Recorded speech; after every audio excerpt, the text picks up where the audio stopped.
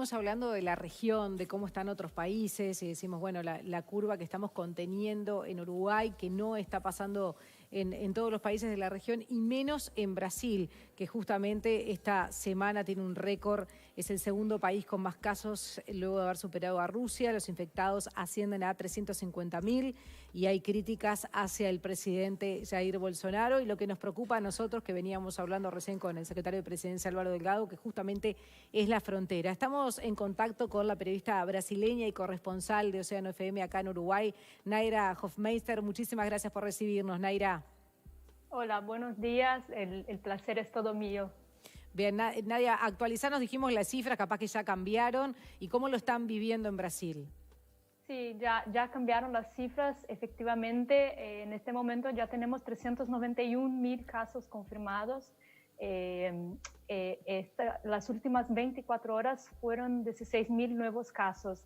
Es el tercer día en que Brasil tiene el más grande volumen de personas infectadas confirmadas, ¿no?, en el mundo, en que pese estamos muy por detrás de Estados Unidos en número de casos confirmados. En los últimos 3 días realmente tuvimos más confirmaciones que cualquier otro país en el mundo, ¿no? Entonces, claro, es una situación muy preocupante. Brasil, me imagino que también ustedes todos saben que la situación en todo el país es muy distinta, es muy diferente en cada parte, ¿no?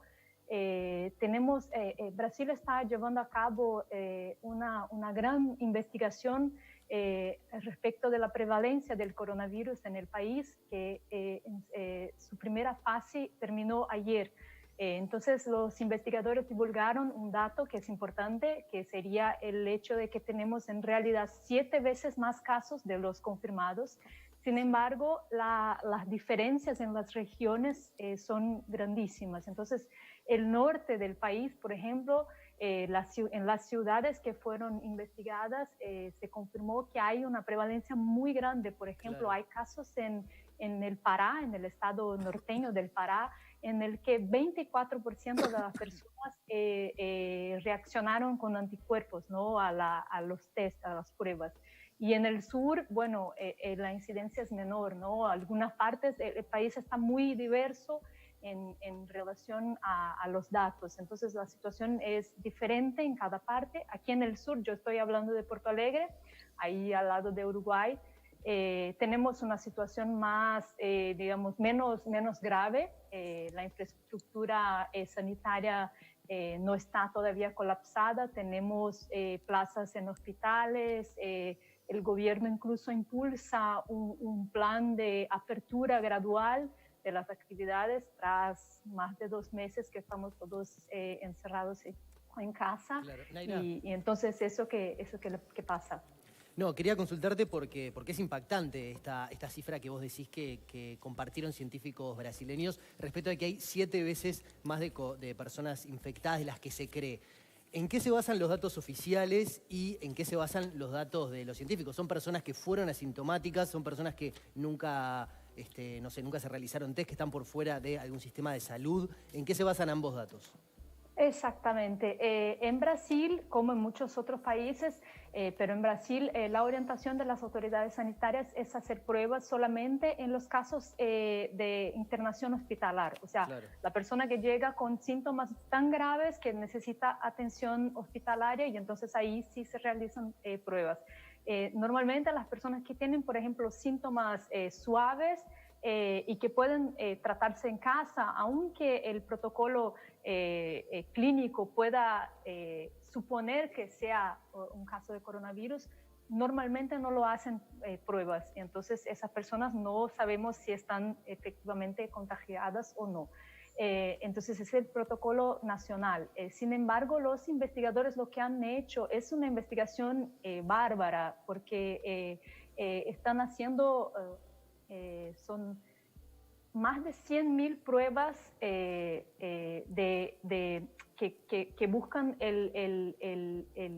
la reacción del organismo, de la defensa del organismo al virus. Claro, ¿no? O sea, personas sería, que digamos, si alguna vez estuvieron infectadas darían como positivo a ese test. Exactamente, o sea, y son personas que ya pueden haber estado enfermas y ahora Claro, ya están bien, digamos, claro. ¿no? Aunque muchas no tengan síntomas, Claro, exactamente. otro Entonces son detalle. 100.000 pruebas. Otro detalle, Naira, en ese sentido es que el 69% de las personas que murieron en Brasil a causa del coronavirus tenían más de 60 años, que es dentro de lo que se compone como el grupo de riesgo. ¿Por qué? ¿Qué explicación encuentran los científicos al comportamiento de la enfermedad en personas tan jóvenes? Que es algo que en un principio, e incluso hasta ahora, se mantiene como digamos, que no habría tanto impacto del virus en las personas más jóvenes. Sí, exactamente. Eso es una característica sorprendente en Brasil, el hecho de que las estadísticas o lo que pasó en otros países no se confirma en Brasil, ¿no? Por ejemplo, eso, el hecho de que en Brasil hayan muerto un porcentaje muy grande de personas de edad mediana. También niños han muerto en Brasil y hay una penetración, digamos, de la enfermedad entre los niños grandes también. Pues esto en realidad es algo que no tengo noticia de algún estudio específico acerca de este problema. Lo que sí se habla es un poco, bueno, desde el punto de vista de las medidas de contención social. Hay muchas personas que no las están siguiendo en partes distintas del país, ¿no? Claro. También se habla un poco de la influencia de la desigualdad en estas estadísticas brasileñas, porque Brasil es un país muy desigual.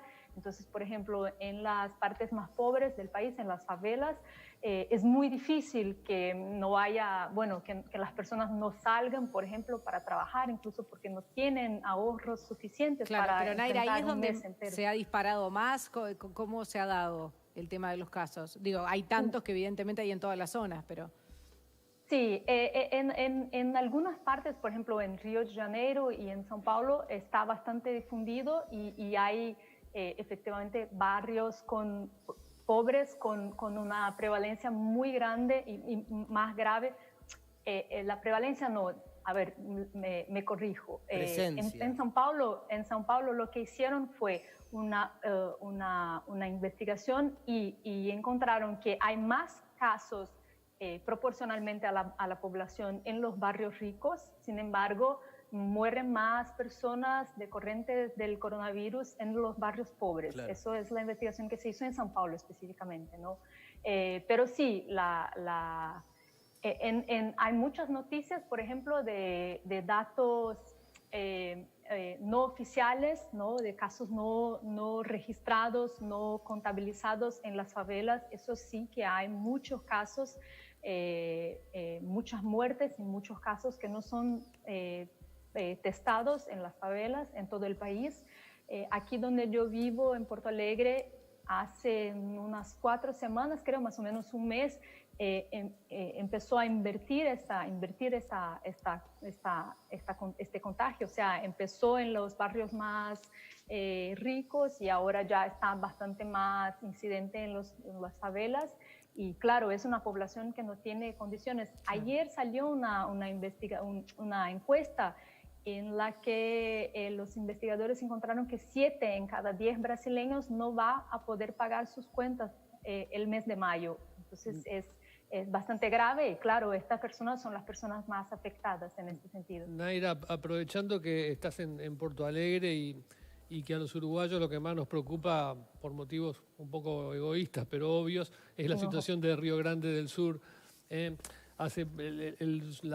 Supremo Tribunal Federal de Brasil le dio a los gobernadores y a los prefeitos la potestad por sobre el presidente de poder determinar las medidas de seguridad sanitaria en sus jurisdicciones. Pero ¿cuál es la influencia de Bolsonaro y su predicamento contra el confinamiento, contra el fin de las medidas en Río Grande del Sur? Hay prefeitos que lo siguen a él, hay algunas jurisdicciones que siguen las políticas de Bolsonaro y también en la población. Es decir, me imagino que el presidente debe tener sectores de gente que lo apoyan y que entonces lo siguen en su predicamento. ¿Cuál es la situación en Río Grande del Sur sobre esta influencia del presidente Bolsonaro? Claro, claro. Bueno, importante decir que justamente legalmente, en que pese la presidencia de la República pueda sugerir formas de enfrentamiento, legalmente quienes las definen son los gobernadores y los prefectos. Por ejemplo, entonces en Río Grande del Sur tenemos una política de distanciamiento controlado, como la llamamos ahora, en la que se clasifican las ciudades y las regiones por colores, y entonces si los colores son de naranja, rojo o negro, la circulación es bastante restricta. Sin embargo, si es amarillo o verde, la situación más suave de confinamiento. Efectivamente, ahora tenemos las ciudades del noroeste, del nordeste del estado. Algunas ciudades tienen tienen clasificación naranja, que sería más, digamos, más delicada. Sin embargo, por ejemplo, a la frontera, todas las ciudades son clasificadas como amarillas, que son una situación también un poco más tranquila, y eso lo que se lleva en consideración son las condiciones de la atención sanitaria, de recibir los enfermos y el número de personas que realmente buscan los servicios de salud. No se lleva en consideración el número general de casos. Es importante decir, porque sé que en la frontera entre Rivera y Santana do Livramento ha habido un brote, ¿no? Sí. Pero entonces la influencia del presidente Bolsonaro desde el punto de vista legal no es determinante. Sí, lo que hay en las ciudades, en las prefecturas, hay un otro problema, digamos, que es el hecho de que este año en Brasil son elecciones municipales. Entonces hay una preocupación y una angustia, de cierta forma, de los mandatarios municipales por reactivar la economía, justamente porque tienen este año que enfrentarse a las urnas. ¿Perdón? ¿Cuándo son las elecciones? Bueno, la fecha sería octubre, pero se discute hacerlas en noviembre o hasta diciembre. No tenemos una definición hasta ahora, pero la fecha oficial sería octubre. Naira, hablabas de la cantidad de casos y de los colores de las ciudades en el estado. Acá en Uruguay mucha gente mira la página de la Secretaría de Salud de Río Grande del Sur, donde están justamente las ciudades. Se ha hecho popular esa página porque es muy detallada y está muy bien hecha. Pero la cantidad de casos, tengo entendido, son los que se registran en el laboratorio del estado de Río Grande del Sur y no los casos privados. Es decir, que el total sería mayor que el que aparece ahí. ¿Es así? Se congeló la imagen, me parece. Pero te dejó con la pregunta. Sí, lo estaba viendo ahí si volvía. Redondita, te salió redondita la pregunta. La dejaste ahí. Ahí la tenemos de nuevo. Naira, ¿nos escuchás? No sé si llegaste a escuchar la pregunta de Leo. Sí, la escuché. Pues justamente, es cierto lo que Leo ha dicho. Las estadísticas oficiales cuentan las pruebas hechas en los hospitales y verificadas por el laboratorio oficial. Sin embargo, como les dije, la clasificación de las ciudades lleva en consideración la infraestructura hospitalaria y los casos que buscan los hospitales. Entonces, claro, hay otras también. Si hay un brote muy grande, también eso influencia, ¿no? Pero es un conjunto de datos bastante complejo. Es un modelo es un modelo innovador en Brasil y es un modelo que muchos expertos dicen que es promisor, porque justamente permite que manejes a cada semana, ¿no? Regiones distintas donde la situación puede ser distinta, ¿no? Entonces,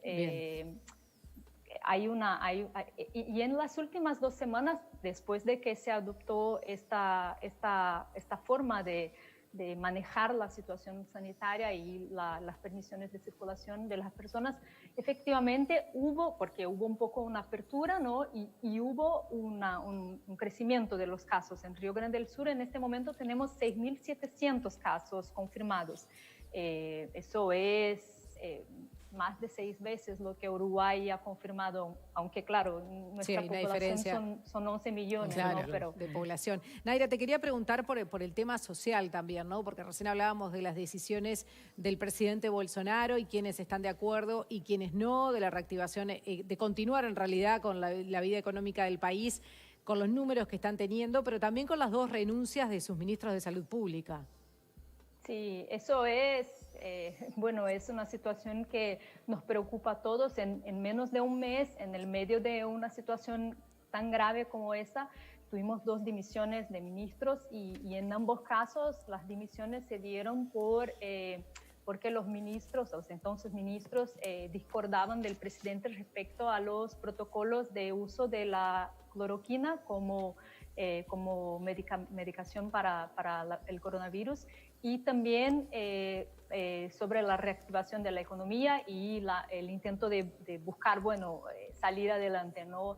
En los ambos casos, los ministros eran contrarios al uso de la cloroquina. Ayer la Organización Mundial de la Salud también se posicionó más concretamente respecto a los riesgos de la utilización de este medicamento. En Brasil seguimos utilizando cloroquina, el protocolo aún después de la insistencia de la OMS, del comunicado de ayer. Brasil sigue utilizando como protocolo principal la cloroquina en sus hospitales, incluso en casos que no son casos graves y agudos, o sea, casos suaves también. La recomendación de las autoridades sanitarias de Brasil es el uso de la cloroquina. Y el ejército incluso está fabricando esta medicación para utilización en los hospitales públicos. Es una situación muy delicada y muy compleja. Brasil vive, porque estamos discutiendo políticamente una situación de salud y eso no nos ayuda, porque ya llevamos muchos años de enfrentamiento político muy fuerte en la sociedad. Es muy difícil, ¿no? Por ejemplo, la prensa en este momento también ha sido, digamos,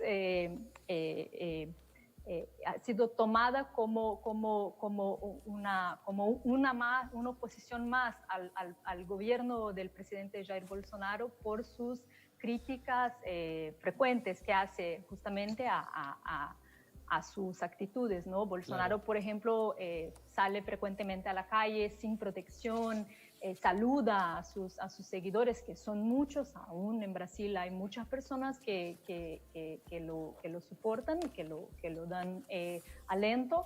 Y entonces esto, claro, sale en la prensa con críticas, porque el momento es otro, ¿no? La semana pasada también se publicó un video de una reunión en la que en medio de la pandemia el comportamiento del presidente y de los ministros era sorprendente y irrespetuoso también, ¿no? Entonces es muy delicada la situación y muy difícil, porque realmente en un momento en que deberíamos estar todos concentrados en buscar una salida que justamente que nos proteja como población, como país, y también que nos permita, bueno, vivir, pagar las cuentas, ¿no? Tenemos que también preocuparnos con este tipo de discusión política y que muchas veces no lleva en consideración a lo que la ciencia recomienda, ¿no? Bien. Naira Hofmeister, muchísimas gracias por este contacto. Quedamos a las órdenes. Muchas gracias a ustedes. Buen día a todos. Hasta luego.